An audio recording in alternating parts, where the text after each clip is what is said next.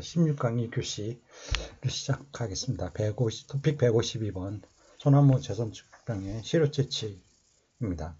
117의 4교시에서 소나무 재선축병 시료채취 방법을 설명하시오 라는 문제가 출제되었습니다.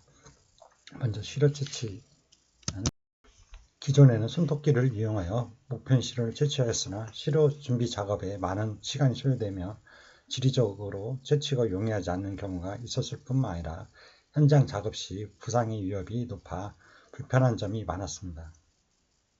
최근 국립산림과학원에서 개발한 동력 천공 드릴을 이용한 목편 시료 채취기 이용 시 이러한 문제점을 해소하고 손쉽게 감염 의심목의 목편 시료를 채취할 수 있습니다.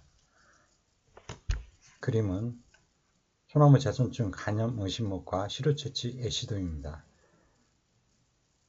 수간에서 1번, 2번, 3번, 4번 시료 채취 부위를 동력 천공기를 동력 드릴을 이용해서 채취하는 겁니다. 시료는 고사목을 벌채하여 수간, 상, 중, 하부에 골고루 채취하는 것을 원칙으로 하되 벌채가 여의치 않을 경우에는 작업이 용이한 흉고 부위에서 채취합니다. 시료 채취 요령은 목표 시료 채취기로 감염목 전방위에서 약 10회 이상 드릴 천공한 톱밥을 수집통에 모은 후 수분이 증발되지 않도록 곧바로 뚜껑을 밀폐시켜 마감 및 라벨합니다. 또한 GPS 장비를 사용하여 호사목에 좌표를 입력하고 수치 지도상에 반드시 표시해야 합니다. 시료 채취는 감염 의심목의 재선충병 간염 여부를 진단하기 위함입니다. 채취 대상은 다음과 같습니다. 다만 목질부가 충분히 썩은 고사목이나 재선충병이 아닌 다른 원인에 의해 고사된 것이 확실한 나무 등은 시료 채취 대상에서 제외합니다. 미발생지역 예찰에서 발견된 모든 간염 의심목과 발생지역 예찰에서 발견된 모든 간염 의심목, 단 표준지 예찰을 실시한 지역은 표준지 안에 간염 의심목에 대해서만 시료를 채취할 수 있습니다. 채취 대상목은 재선충병 발생지역 내에 선단지에서 발견된 모든 간염 의심목과 그 밖에 중앙대책본부장이나 지역대책본부장이 진단이 필요하다고 인정하는 간염 의심목이 되겠습니다. 채취 방법으로는 시료는 잇목 상태로 채취하는 것을 원칙으로 합니다. 선단지 및 이 발생지역은 방제기간에 하나여 별도 후 상중하 부위별 시료 채취도 가능합니다. 수피를 제거하고 목질부의 변제 부위를 채취, 동서남북 사방위 4부위를 채취하고 1부위당 10에서 15g 채취, 총 50g 이상 채취합니다. 시료 채취 대상목이 피해 초기 단계일 경우 최소한 고사 정도가 70% 이상 진행된 이후에 시료를 채취, 신규 재발생 선단지에서는 검경 결과 미간염으로 판정되는 1-2개월 경과 후 재채취합니다. 조경수 및 분재의 경우에는 상품 가치 등을 고려하여 상단부 1개소에서 시료를 채취할 수도 있습니다. 시료의 봉투 겉면에는 QR코드, 시료봉투 스티커를 부착하여 일련 번호, 채취 장소, GPS 좌표, 채취 일자, 채취자 등을 입력하고 시료 채취목 마킹 테이프 QR코드와 동기화합니다. 채취한 시료는 직사광선에 노출되거나 고온에 접촉되지 않도록 하고 냉장고 또는 항온 항습기에 보관 관리합니다. 신규 재발생지 역학조사 등 별도가 불가피할 경우 즉시 방제 조치합니다. 진단 의뢰 및 자료 관리는 시료는 채취 후 3일 이내에 1차 진단기관에 송부합니다. 모든 간염 의심목 정보는 별지 서식에 예찰 신고 및 진단대장에 따라 작성하여 반드시 산림병해충 통합관리 시스템에 등록하여 관리합니다. 이상의 내용은 소나무 재선충병 방제 지침과 임업기술 핸드북 267쪽을 참고하시기 바랍니다. 토픽 153번 소나무 재선충병과 솔껍질 깍지벌레입니다. 111회 2교시에서 재선충병과 깍지벌레의 피해를 구분하여 설명하라는 문제가 출제되었습니다. 소나무 재선충병과 솔껍질 깍지벌레 피해 구분을 보면 피해 수종으로는 소나무 제선축병이 소나무, 해송, 삼잣나무이며 솔껍질 깍지벌레는 해송입니다. 부사목의 외형상 특징을 보면 소나무 제선축병은 나무 전체가 동시에 붉게 변합니다. 주로 수간 상부 가지부터 고사하여 아래로 내려옵니다. 이에 비해 솔껍질 깍지벌레는 수간 하부 가지부터 고사합니다. 고사 직전까지 초두부는 생존합니다. 잎의 모양을 보면 소나무 제선축병은 우산살처럼 아래로 처지고 솔껍질 깍지벌레는 처지지 않고 원상태에서 고사합니다. 피해 발생 소요 기간은 소나무 제선축병은 1년 내 고사하고 솔껍질 깍지벌레는 5에서 7년간 누적 피해로 인하여 고사됩니다. 피해 발생 시기는 소나무 제선축병은 주로 9월에서 11월이고 솔껍질 깍지벌레는 3월에서 5월입니다. 수간 천공 시 송지 유출 여부를 보면 소나무 제선축병은 미유출되고 솔껍질 깍지벌레는 가지 고사율 80% 정도까지 송지가 유출됩니다.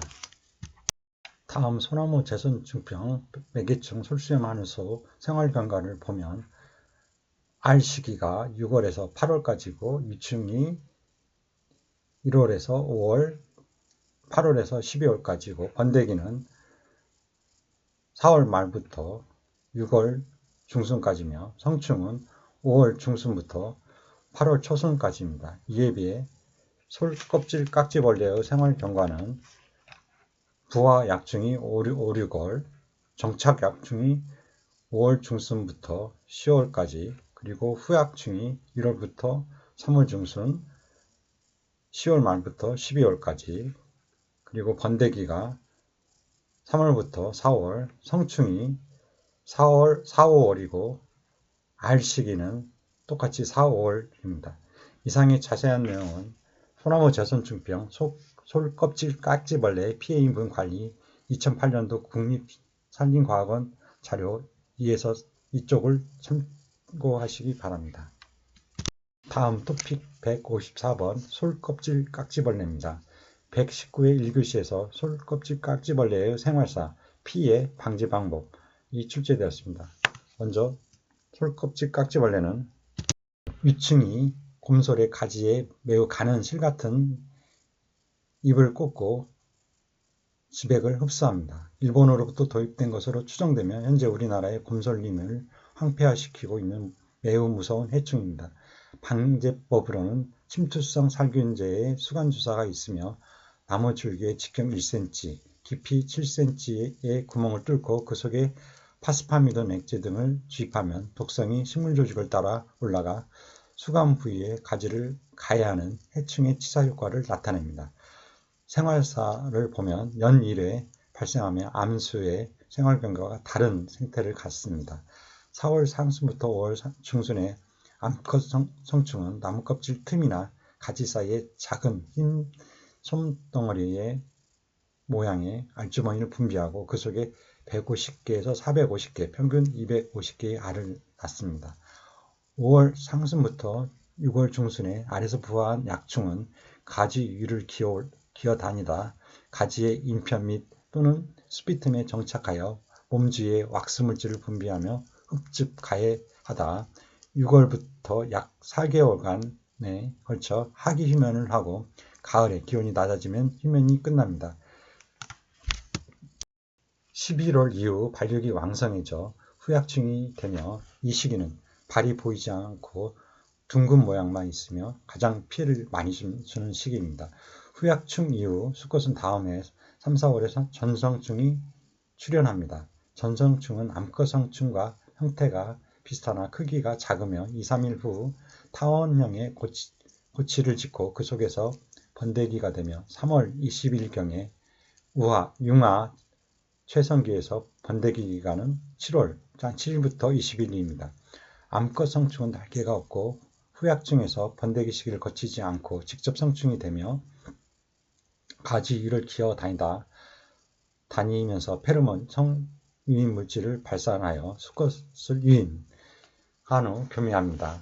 암수 성충이 나타나는 시기는 4월 상순부터 5월 중순이며 4월 중순이 최성기입니다.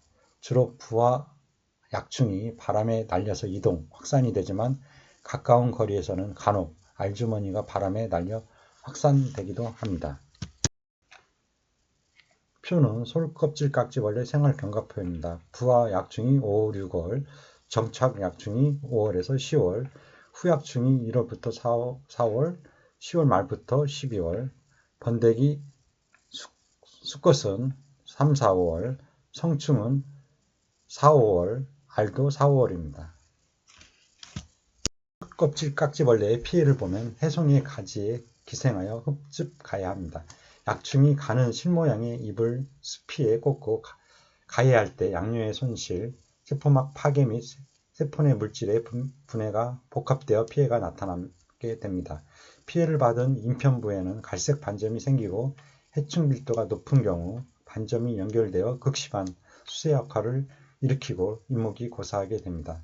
전형적인 피해 증상은 수관 하부에 잎부터 갈변하며 심한 경우에는 수관 전체가 갈변하여 고사합니다. 침맵이 갈변하는 시기는 3에서 5월이며 여름과 겨울에는 외견상 피해 진전이 없다가 이듬해 봄에 다시 갈변하기 시작합니다. 피해가 오래된 지역에서는 가지가 밑으로 처지면서 회복되는 현상이 나타나지만 선단지에서는 피해가 빠르게 진전되므로 수관 형태가 그대로 유지된 채 고사하는 경우가 많습니다. 방제 방법으로 나무주사 방법입니다. 대상지는 관광 사적지, 도로변 등 경관 보존지역, 보안림 등 법적으로 보존시킬 지역, 불악 주변 마을숲, 운양 해송림, 기타 보존이 필요한 지역이고 사용약제는 포스파미돈 50% 액제, 치아메톡삼 15% 분산성 액제, 이미다클로프리드 20% 분산성 액제입니다.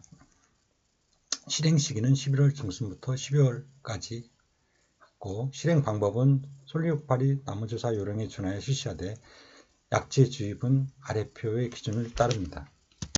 솔껍질깍지벌레 나무주사 기준표를 보면 흉고직경 10에서 12에는 천공수 2개, 천공 1개당 주입 기준량은 3ml로 동일합니다. 1본당 주입량은 8ml고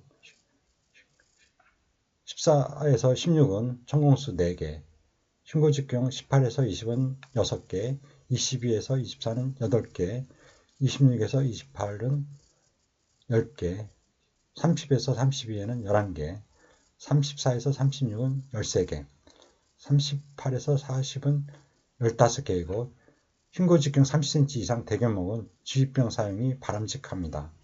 이상의 자세한 내용은 이목기술 핸드북 305쪽과 산림병해충 기술 교본 2012년 산림청 자료를 참고하시기 바랍니다. 토픽 155번 참나무 시드름병입니다.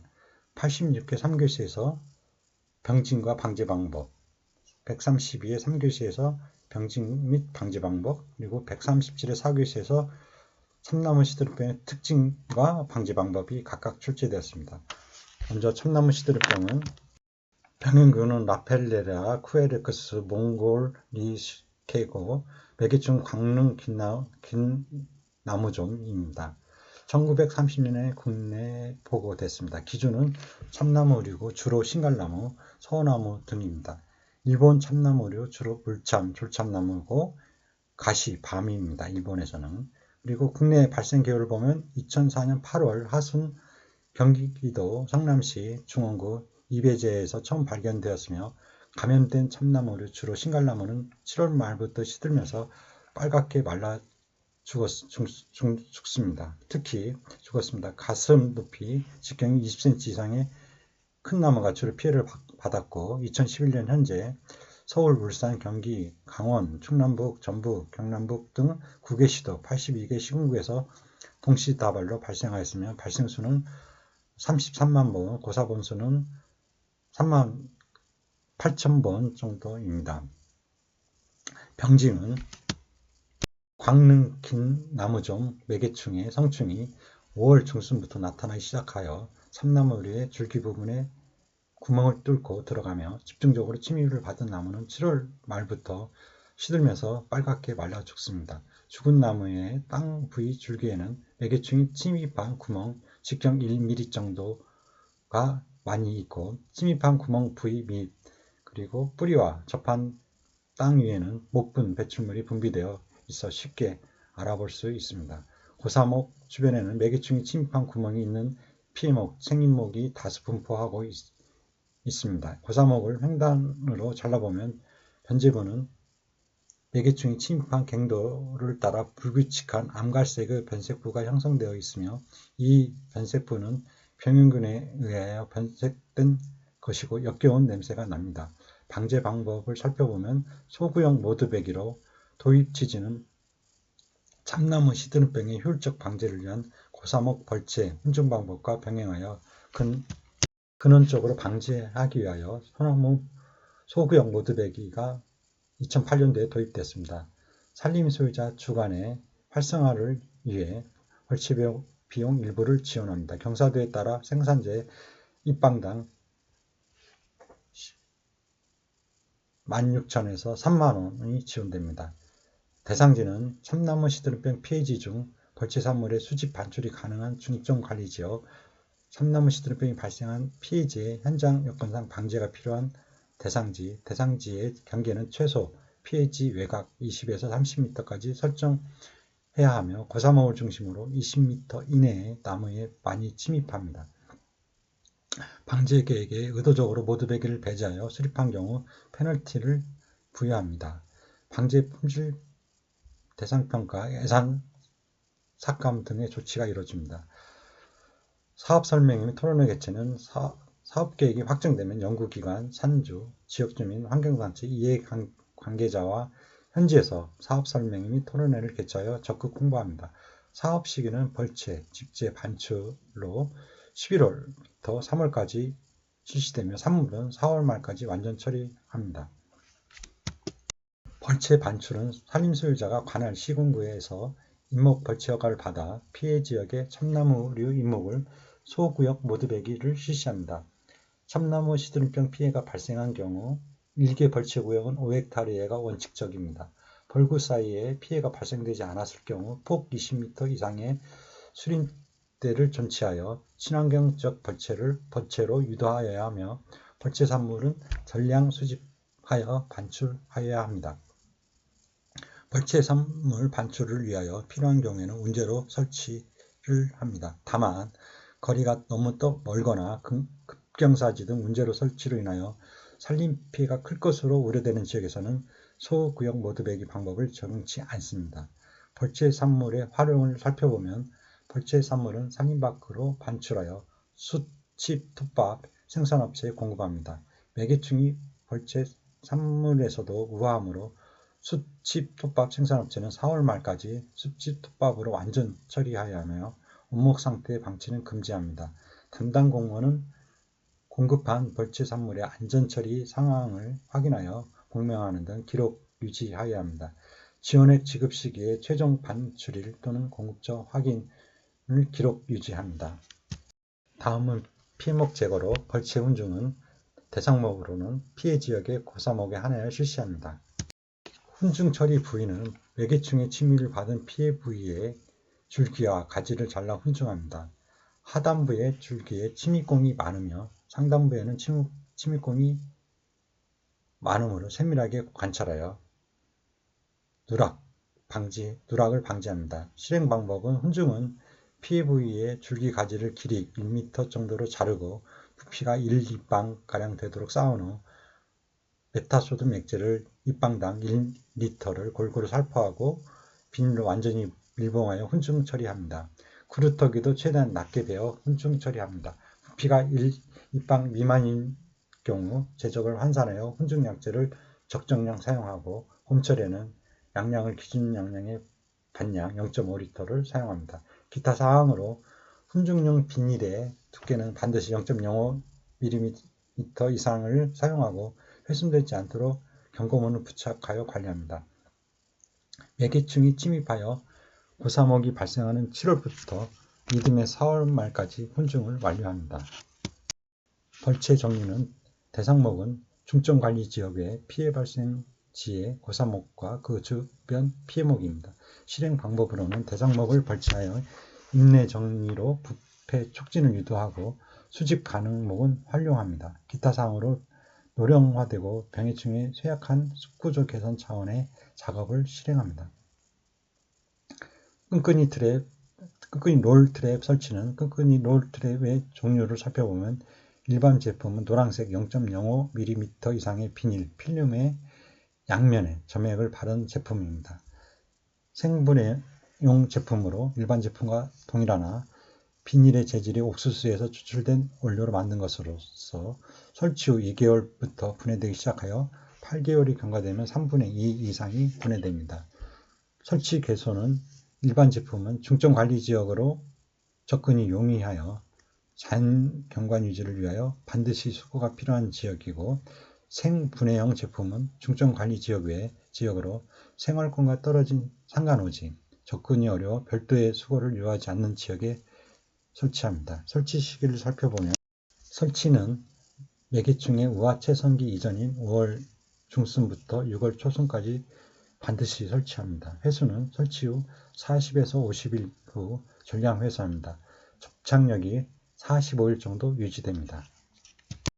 피해가 극심하거나 확산의 우려가 있는 지역에서는 2회 설치도 가능합니다. 실행 방법으로는 끈끈이 롤 트랩 양면에 접착력이 있는 소재를 매개충에 침입 흔적이 있는 높이까지 감대, 효과적인 높이는 1.5m입니다. 높이는 현재 여건에 따라 탄력적으로 적용합니다. 매개충이 가장 많이 침입하는 기재부는 끈끈이 롤 트랩을 잘라서 사용하든지 아니면 별도의 0.05mm 이상의 비닐을 사용하여 노출되지 않도록 완전히 처리해야 합니다. 끈끈이 롤 트랩은 빗물이 스며들지 않도록 가급적 하단에서 상단으로 올려가며 감아주는 것이 효과적입니다. 고사목을 중심으로 20m 이내에 나무에 많이 침입하므로 끈끈이 롤 트랩의 설치는 고사목을 중심으로 20m 이내의 나무에 집중 설치해야 합니다. 유인목 설치입니다. 설치 개소는 방제구역 내 헥타르당 10개소 내로 설치하되 현지 여건 및 지형 조건을 감안하여 탄력적으로 설치합니다. 설치 방법으로는 피해목 중 매개충의 침입 흔적이 없는 부위를 1m 간격으로 절단하여 우물정자 모양으로 1m 정도의 높이로 4월까지 설치합니다. 유인목은 매개충 침입이 끝나는 10월경에 훈증, 파쇄 등으로 현지 여건을 감안하여 완전 방제 처리합니다. 훈증은 메타소듐 액제를 사용합니다. 다음 전기 충격기 활용은 대상목은 차량 접근이 가능한 공원, 사찰, 보수 등 특별히 방제할 필요가 있는 피해목에 대하여 제한적으로 활용합니다. 2009년부터 2010년 전기 충격 후 매개충 재침입률이 각각 36%, 28%로 조사되었습니다. 사업 시기는 10월부터 다음해 4월까지입니다. 실행 방법은 나무에 구멍을 뚫어 전극봉을 설치하고 전기를 흘러보내 나무 속에 들어있는 성충과 애벌레를 감전시켜 죽이는 방법입니다. 지산약재 살포는 대상목으로는 피해가 심하고 확산의 우려가 예상되는 지역의 참나무류 전체를 대상으로 합니다. 실행 방법은 매개충의 우하 최성기인 4월 중순을 전후하여 페니트로티온 유제를 나무줄기에 흠뻑 살포합니다. 3회는 6월 초 3회 실시하는 것은 1회는 6월 초순, 2회는 6월 중순, 그리고 3회는 6월 하순에 살포합니다. 6월 초순에 1회, 6월 중순에 2회, 6월 하순에 1회를 살포합니다. 아울러 지상약재 살포는 방제효과 검증이 어렵고 산림환경 오염 우려로 중단하였으나 급수가 용이한 지역에서 최소한의 면적으로 제한적 추진을 하고 있습니다.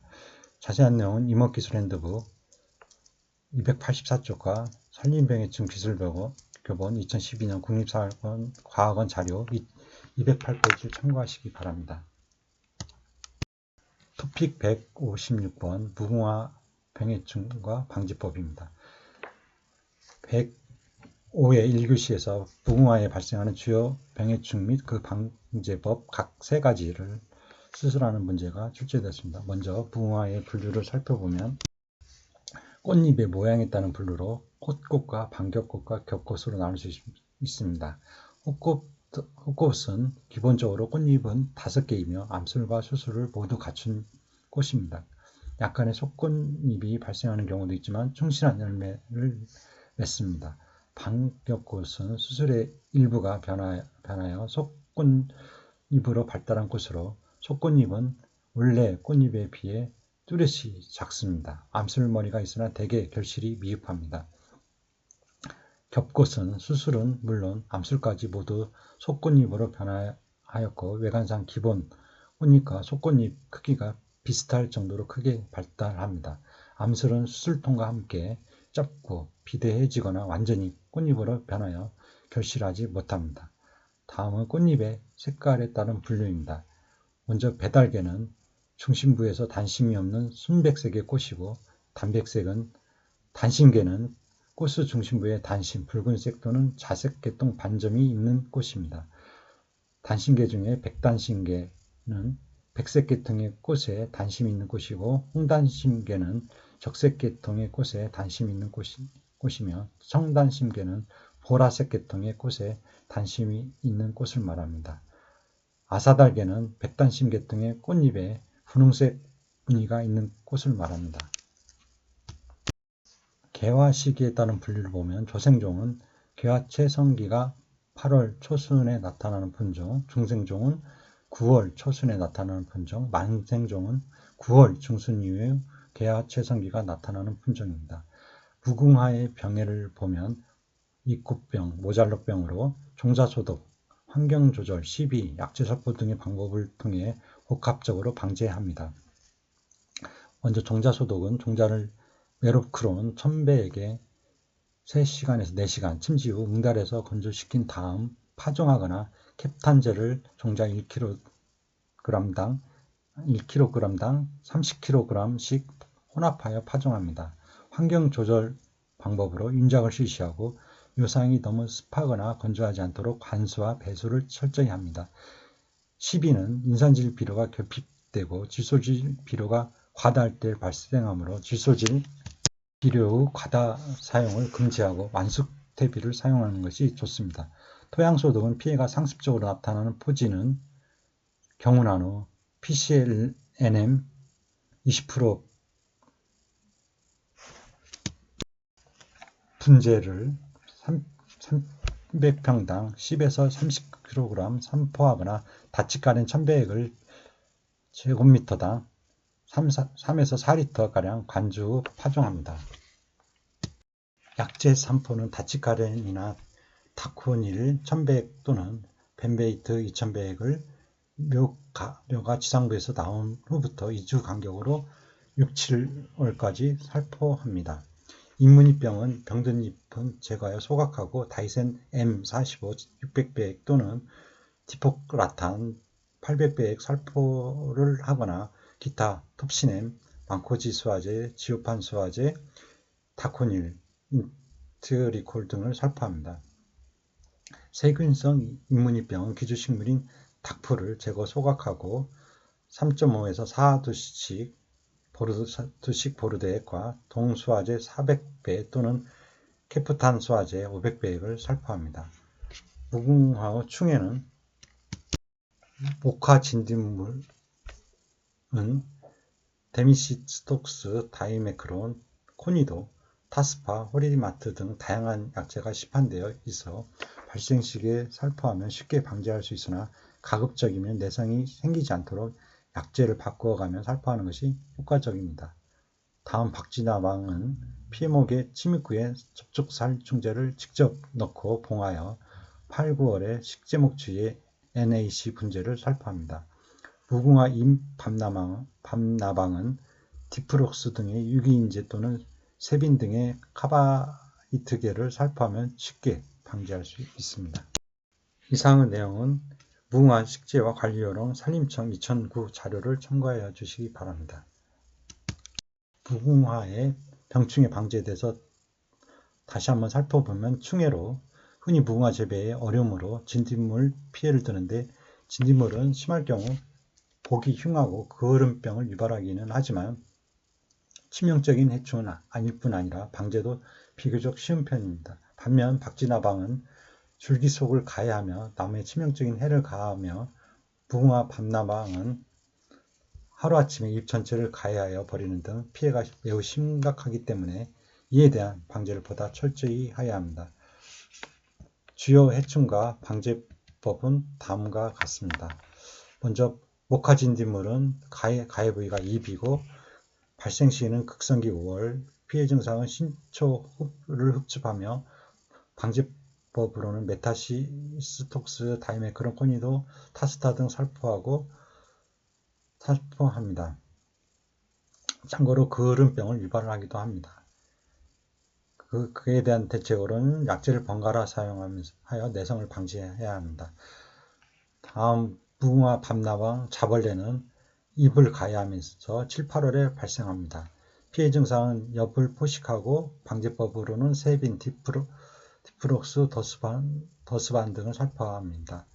짧은 시간에 극심한 피해를 주는 게 특징입니다. 박쥐나방은 줄기를 가해하고 5, 7월에 쯤에 발생합니다. 피해 증상은 줄기를 천공하고 방제법으로는 피해 구멍에 유기인제 주사로 유충을 구제합니다. 다음 응애류는 가해 부위는 잎이고 발생 시기는 5월부터 10월입니다. 잎 뒷면에서 흡집하며 방제법으로는 테디온, 트리치온, 켈센 등 살포합니다. 흰문기에는 기계유제, 석회, 유황황제 등을 살포합니다. 특히 8, 9월에 심합니다. 깍지벌레는 잎과 가지를 가해하며 발생 시기는 5, 6월에 발생하고 잎 뒷면에서 흡집합니다. 방제법으로는 스프락사이다, 보톡스, 로고 등 토양 침투성 살충제를 살포합니다. 외쿵 풍뎅이는 주로 꽃을 가해하며 8, 9월 달에 발생합니다. 피해 증상으로는 꽃봉오리, 꽃을 포식합니다. 방제법으로는 기생파리 등 천적을 이용하거나 세빈, 빈산연 등 유기인제를 살포합니다.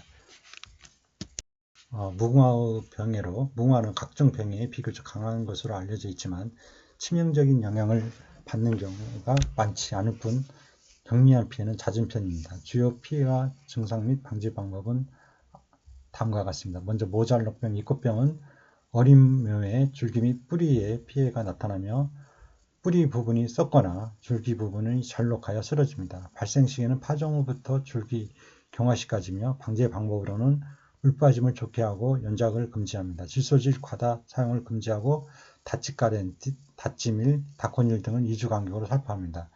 잎무늬병은 잎에 피해가 나타나며 검은 반점이 원형 또는 부정형으로 발생합니다. 발생 시기는 여름철 고온 다습기이고 방제법으로는 이병립 제거소각, 망코지 수화제, 지오판 수화제 등을 살포합니다. 그을음병은 잎과 줄기에 발생하며 잎과 줄기를 까맣게 그을음이 생깁니다. 진드물 발생 시 발생하며 진드물 방제 및 비배 관리를 철저히 합니다. 세균성 무늬병은 잎에 피해를 주고 원형 또는 부정형 흑반 후 낙엽이 집니다. 발생 시기는 5월에서 7월 고온 다습기에 발생하며 방제법으로는 기주식물인 닭풀을 제거하고 3.5에서 5도씩 보르도액을 살포합니다. 녹병으로 피해 부위는 입이며 녹물이 묻는 것처럼 됩니다. 발생 시기는 저온 다습기인 가을철에 발생하며 방제 방법으로는 리도밀, 페나리, 비타지람 등 약재를 살포합니다. 자세한 내용은 이목기술 핸드북 545쪽을 참고하시기 바랍니다. 토픽 157번 식물 정화 기술입니다.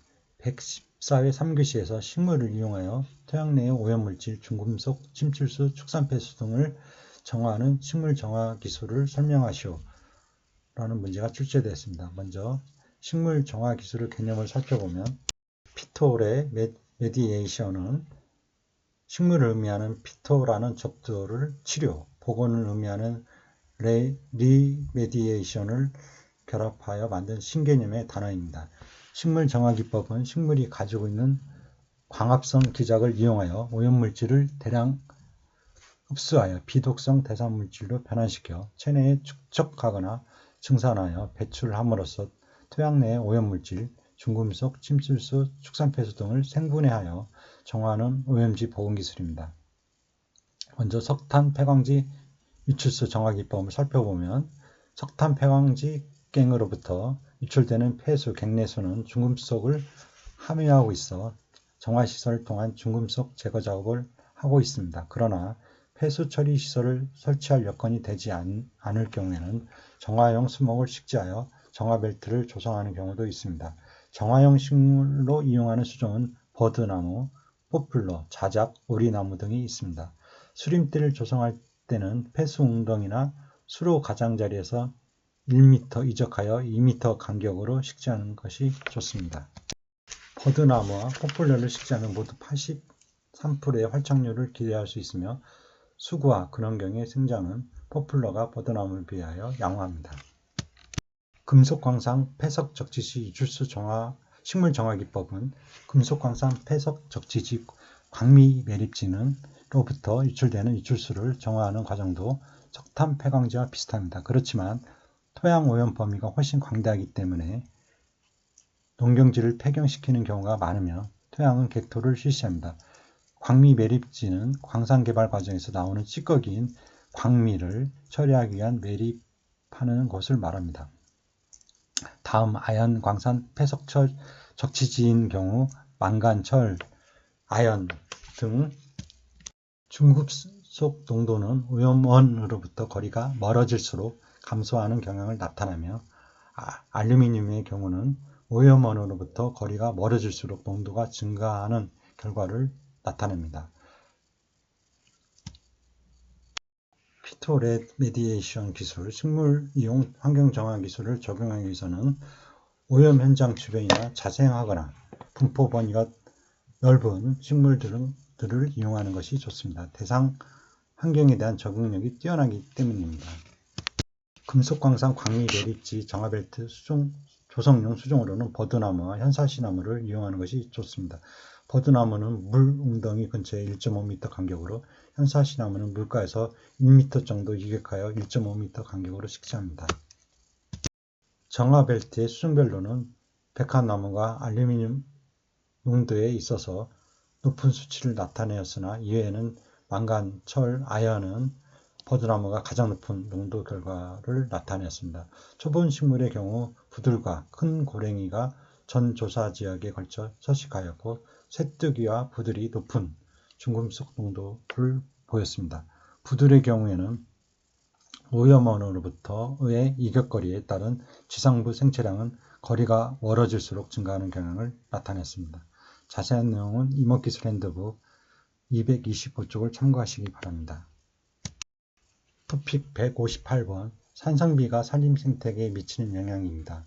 111의 1교시에서 산성비가 산림생태계에 미치는 직간접적 영향, 132의 3교시에서 산성비에 대하여 설명하시오 라는 문제가 각각 출제되었습니다.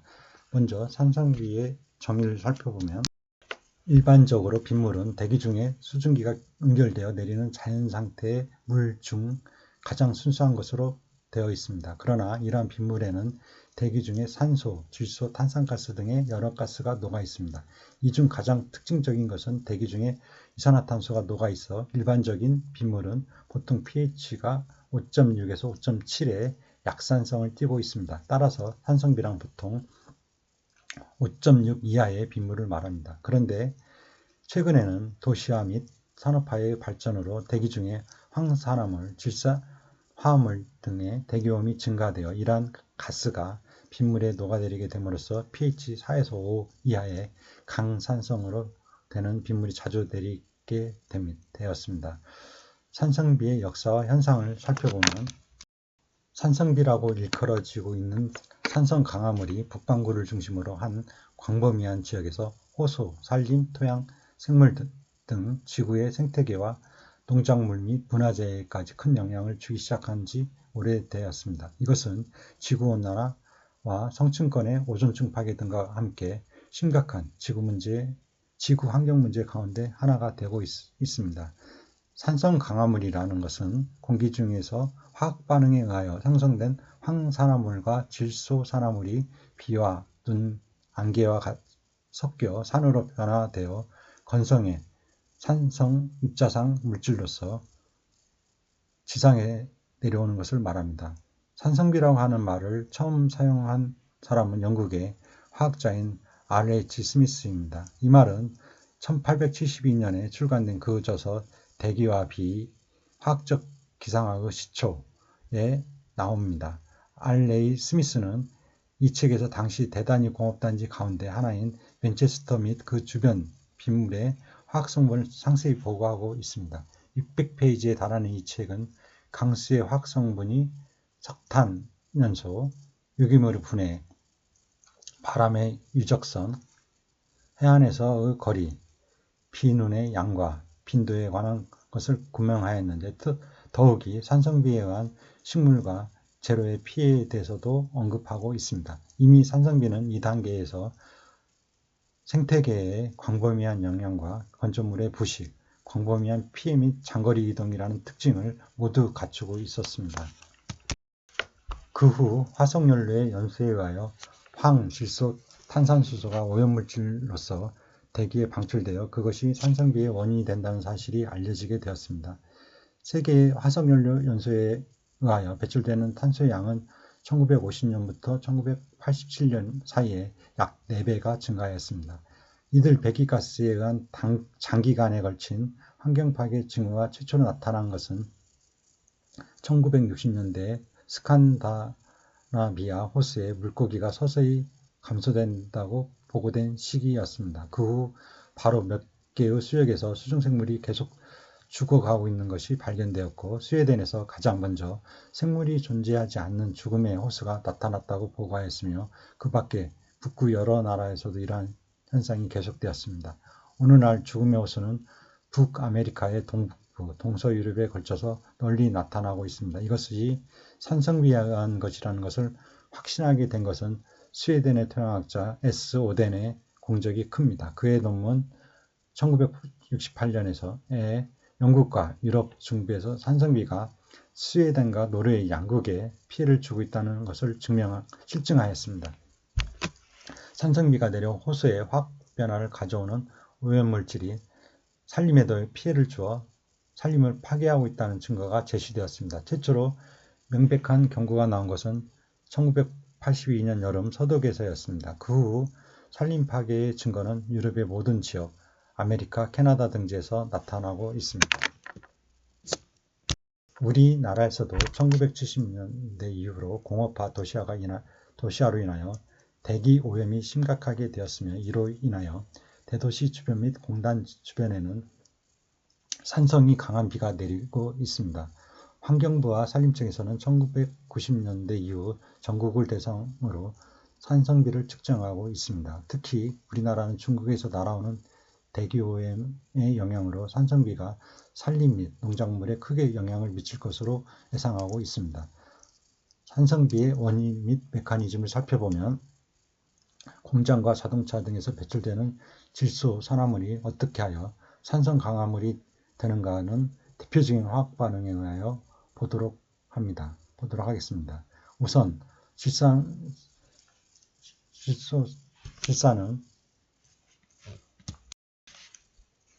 우선 이산화질소는 대기 중에서 OH기와 반응하여 다음과 같이 간단히 질산으로 됩니다. 이와 마찬가지로 이산화질소는 오존과 반응하기 시작하여 순차적으로 질산으로 됩니다. 질산은 비 등에 포함되어 산성 강화물로 되어 침착합니다. OH기와 오존에 의한 각 반응은 대기 중에서 거의 같은 양 정도로 일어나고 있다고 판단됩니다. 계속하여 질산은 역시 오존과 반응하여 이산화질소를 생성합니다. 이산화질소는 토양 중에서 발생하는 것이 많으며 그 대부분이 화학비료에 의해서 유래되는 것으로 생각되고 있습니다. 이산화질소는 원자 상태의 산소와 반응하여 이산화질소와 N2O 플러스 산소가 ENO로 됩니다. 그러나 이 반응은 대부분 성층권에서 진행되어 오존층의 파괴에 작용하지만 대륙권에서는 아주 적어서 산성 강화물에 대한 작용은 무시해도 좋을 것 같습니다. 더욱이 최근에 산성비 현상에 관여하고 있는 물질로서 알칼리성 물질인 암모니아가 주목받고 있는데, 이것은 대부분의 경우 토양 속에서 미생물의 작용에 의하여 질산에 산화되어 토양을 산성화하기 때문입니다. 이것으로부터 산성물질로서가 아니고 산성화 물질이라는 말이 사용되고 있습니다. 다음에는 황물질에 대하여 간단히 살펴보기로 하겠습니다. 대기 중에 배출된 이산화황은 OH기와 반응하기 시작하여 황산을 생성합니다. 한편 빗물과 안개 등에서는 1년 후 반응이 진행돼 결국 비안개 등의 습성 강화물 중에서 황산이온으로 됩니다. 이와 같은 질소와 황의 산화물은 다른 핵종과 밀접하게 관련하면서 생태계 등에 영향을 미치고 있음을 알 수 있습니다. 이는 지구 환경 문제가 복잡함과 동시에 매우 심각하며 그 대책까지를 신중히 고려할 필요가 있다는 것을 우리들에게 제시해 주고 있습니다. 다음은 산성비가 살림에 미치는 영향을 살펴보면, 산성비에 의해서 생태계 그 자체가 큰 영향을 받습니다. 또한 농림업에도 피해가 미치며 농림업과 관련된 토양 생태계, 토양 동물 및 초본식물뿐만 아니라 농작물에 미치는 영향도 매우 크게 나타납니다. 식물에 미치는 영향을 살펴보면 생태계의 구성 요소 가운데 토양 외에 토양 동물, 목본 및 초본식물 등 생물에 대한 영향에 대해서도 많은 연구가 이루어져 왔습니다. 이들 생물 가운데 토양 미생물과 토양 동물의 각 개체군을 단위로 한 연구에 의하면 대체로 산성화 물질의 부하에 대하여 단일종이 일시적으로 해를 받는 것 같이 보여도 산성화한 새로운 환경에 적응하여 새로운 안전계를 만들어내고 있는 것 같습니다. 식물에 대한 산성 강화물의 영향은 직접과 간접 영향으로 나누어집니다. 직접 영향은 산성비나 산성안개가 식물체에 직접 접촉되어 일어나는 피해 영향으로서 잎 표면에 발견되는 가시적인 피해와 잎의 표피 왁스층의 파괴, 잎에서의 염기 용탈 등이 있습니다. 간접적인 영향은 산성비 등의 산성 강화물에 의한 토양 산성화가 일어나는 것입니다. 이와 같은 산성비의 직간접적인 영향은 산림 생태의 원인이 되고 있습니다. 산성 강화물이 맨 먼저 접하는 많은 식물 잎의 피해에 관해서는 잎에 치료한 산성의 빗방울은 세포 내에서 잎 표면에 분비되어 완충 역할을 하고 있는 무기이온과 아미노산, 단백질, 탄수화물 등의 용탈을 증가시킵니다. 또한 pH가 낮은 산성비에서는 수소이온이 많이 함유되어 있어 그 완충계에서 중화되지 않은 수소이온이 잎 표피층에 있는 왁스층을 부식시키며 산성도가 더욱더 높을 때는 중화할 수 없는 수소이온이 표피층 왁스와 반응하기도 하고 표피층에 존재하고 있는 기공을 통하여 식물 내부로 침투합니다.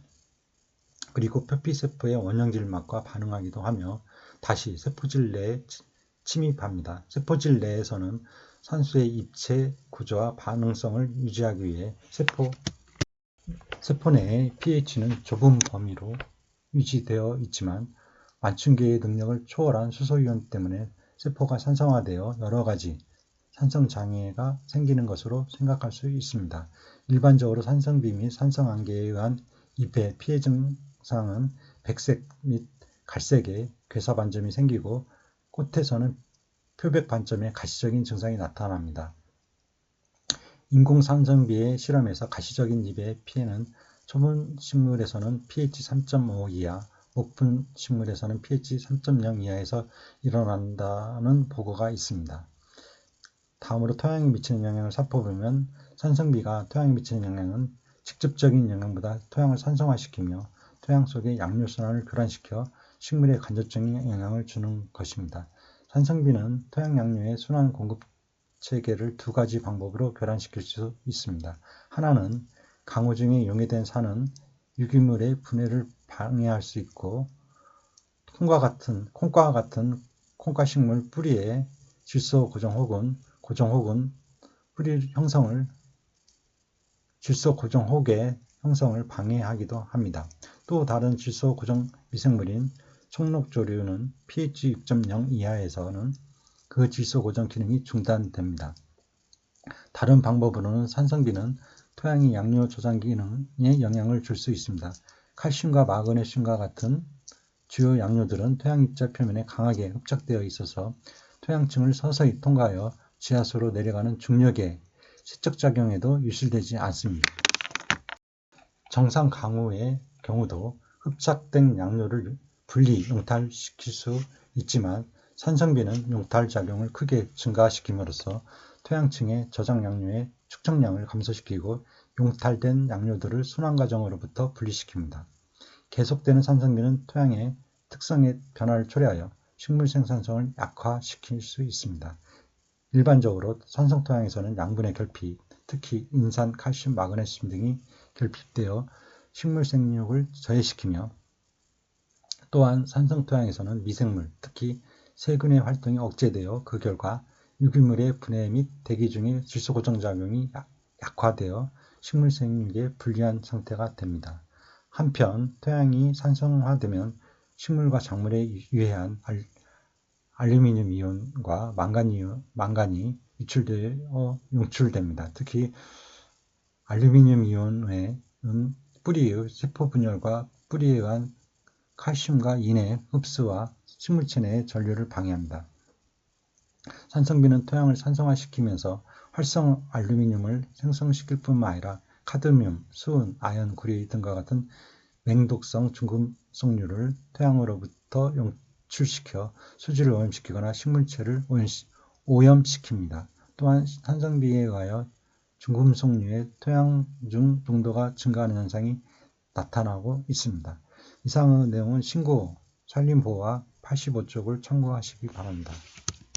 산성비에 대해서 추가적으로 다시 살펴보면 산성비의 뜻과 생성 원인은 맑은 대기 중의 수분은 이산화탄소와 반응하여 탄산이 만들어지므로 눈비는 약산성을 나타냅니다. 산성후 애시드 레인은 대기 오염물질인 아황산가스와 질소산화물이 공기 중의 수분과 반응하여 황산과 질산이 생성되므로 pH가 5.6 이하인 눈비가 내리는 것으로서 일반적으로 산성 강수의 뜻으로 사용됩니다. 산성비에 의한 산림 피해를 보면 산성비의 수목에 대한 직접적인 피해는 광합성과 호흡 기능을 감퇴시켜 생산량이 감소하며 심한 경우 나무가 말라 죽기도 합니다. 간접 피해는 칼슘, 마그네슘 등의 토양 양료를 용탈시켜 지력을 떨어뜨림으로써 수목의 성장을 저해합니다. 또한 토양 내에 여러 종의 미생물들이 있어 식물이 유기물을 흡수할 수 있는 형태로 분해하는데 산성비는 이러한 미생물의 활동을 방해하기도 합니다. 이상의 내용은 산림과학개론 176쪽을 참고하시기 바랍니다. 토픽 159번 병의 삼각형 및 삼연체 5요소입니다. 96회 1교시에서 수목병의 발생에 있어서 병의 삼각형 3요소와 병의 삼연체 5요소에 대하여 설명하시오. 130회 1교시에서 수목병의 삼각형 및 수목병의 삼연체 5요소에 대하여 설명하시오. 라는 문제가 각각 출제되었습니다. 먼저 병의 삼각형 및 병의 삼연체 5요소를 살펴보면 전염성 병이 발생하기 위해서는 병원성을 갖는 병원체, 병원체의 감수성인 기주, 그리고 기상조건이나 토양조건과 같이 병의 발생에 영향을 미치는 환경에 세 가지 조건이 갖추어져야 합니다. 이때 병원체를 주인, 기주를 소인, 그리고 환경을 유인이라고 합니다. 이와 같이 병의 발생에 필요한 세 가지 요인을 정량화하여 삼각형의 각 변으로 표시하고 이들 상호 관계에 의한 삼각형의 면적을 발병량으로 나타낸 것을 병삼각형이라고 합니다. 그림에서는 병삼각형, A는 병삼각형을 나타내고 병원체, 주인, 기주, 소인, 환경, 유인이었고 면적을 발병량이라고 하고 병의 3인체 5요소 B는 인간활동, 기주, 병원체, 환경, 그리고 시간과 인간활동이 관여하는 겁니다. 한편 병원체 기주 환경과 함께 시간과 인간 활동의 5요소를 병 발생에 관여하는 요인으로 보는 이론을 병의 사면체 5요소라고 합니다. 즉 병삼각형의 세 가지 조건이 다 갖춰졌어도 병이 발달할 시간이 짧으면 병은 발생하지 않을 것이며 인간 활동은 기주식물, 병원체 환경 및 병이 발생하는 시간에 영향을 줄 수 있습니다. 따라서 병 발생량은 기주, 병원체, 환경, 시간 및 인간 활동에 의하여 좌우됩니다.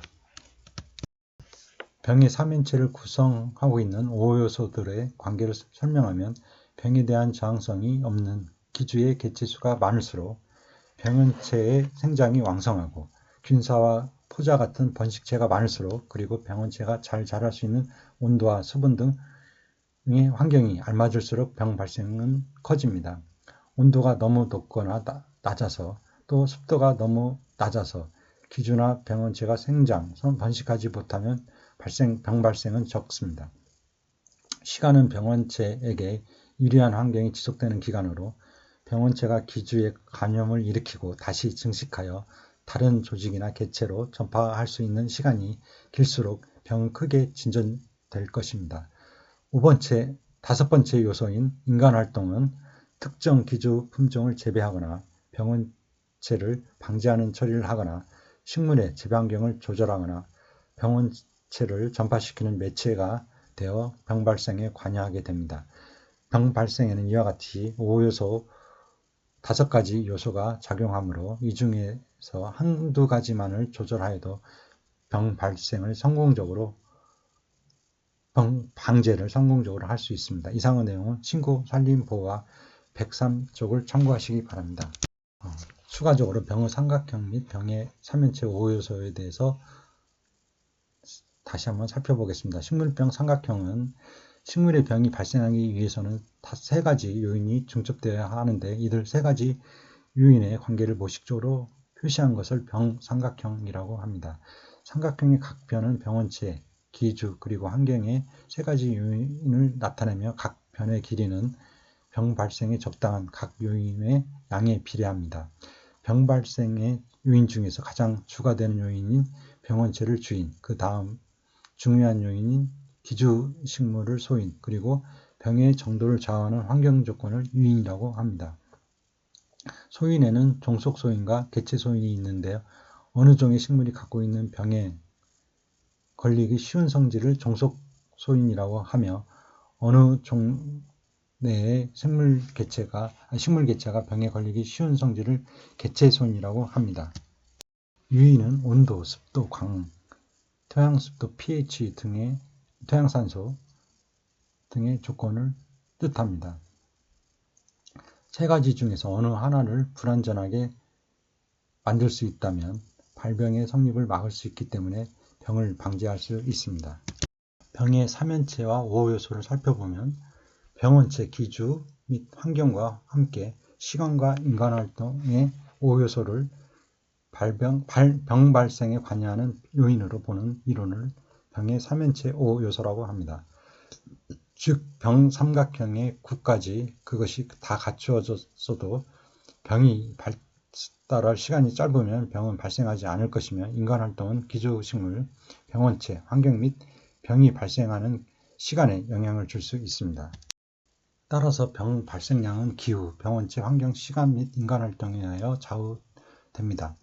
병의 5요소들과의 관계를 살펴보면 병에 대한 저항성이 없는 기주의 개체가 많을수록 병원체의 생장이 왕성하고 천사와 모자 같은 번식체가 많을수록 병원체가 잘 자랄 수 있는 온도와 수분 등의 환경이 알맞을수록 병 발생이 커집니다.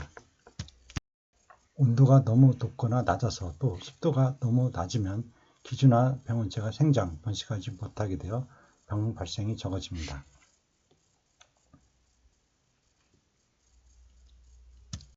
토픽 160번 병원의 종류입니다. 113의 4교시에서 식물병해의 종류 중 전염성 병해와 비전염성 병해를 설명하시오 라는 문제가 출제되었습니다. 먼저 수목병의 원인과 발생을 살펴보면 수목병을 효과적으로 관리 및 방지하기 위해서는 병원, 기조, 발생 환경 등과 같이 병 발생에 관여하는 주요 요인들의 특성 및 이들 상호 간의 관계를 잘 파악해야 합니다. 병원의 종류를 살펴보면 20개 병을 일으키는 병원은 생물적 병원과 비생물적 병원으로 구분할 수 있습니다.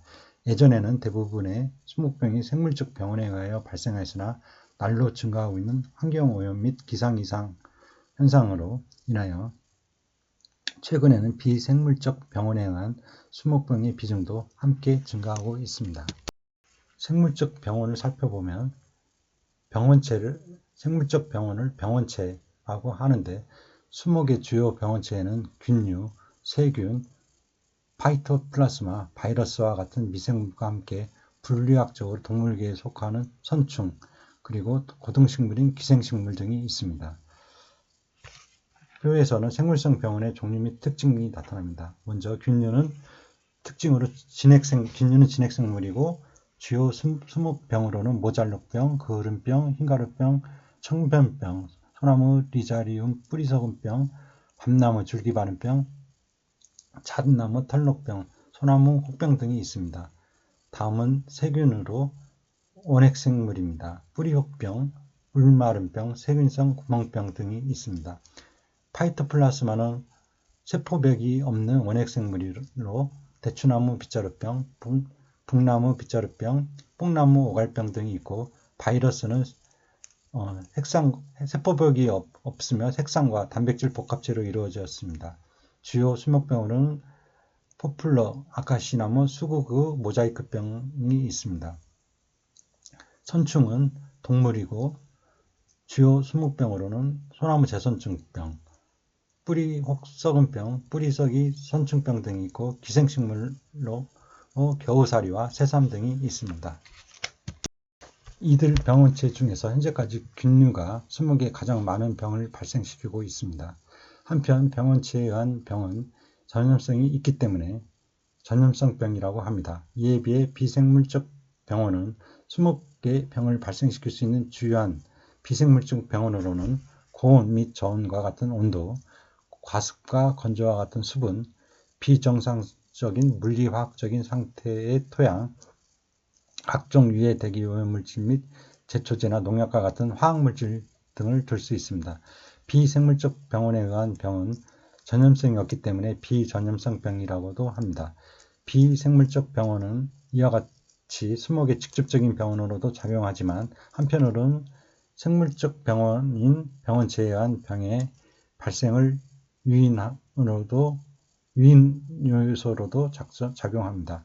이상의 자세한 내용은 신고, 조림학, 살인보호학 96쪽을 참고하시기 바랍니다. 이상으로 16강 2교시 강의를 마치도록 하겠습니다. 수고하셨습니다.